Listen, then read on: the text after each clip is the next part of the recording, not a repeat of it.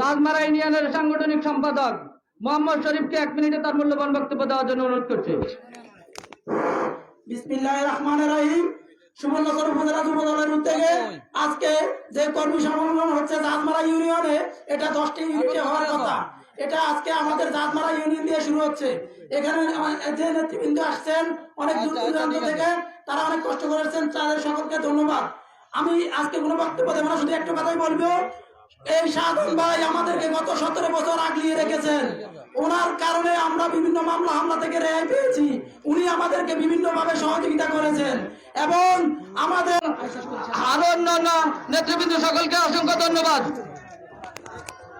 আমি শুধু একটি কথাই বলতে চাই, গত 18 সালে যখন 22 তারিখ ভুইয়ারহাট বাজারে আমরা মারামারি করি, এরপরে যখন আমরা সুবর্ণচর উপজেলায় বাবুল চেয়ারম্যানের বাড়িতে আশ্রয় নেই, তখন আমাদেরকে ফেলে অনেক নেতাই পালিয়ে গেছেন, কিন্তু আমাদের যে সুমন ভাই আমাদেরকে ফেলে পালিয়ে যান নাই।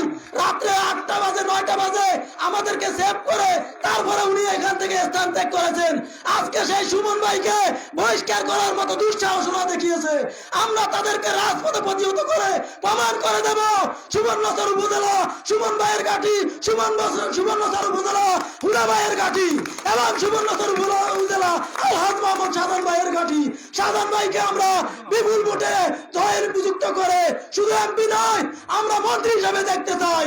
এই বলে আমি আমার বক্তব্য শেষ করছি। আসসালামু আলাইকুম ওয়া রাহমাতুল্লাহি ওয়া বারাকাতুহু।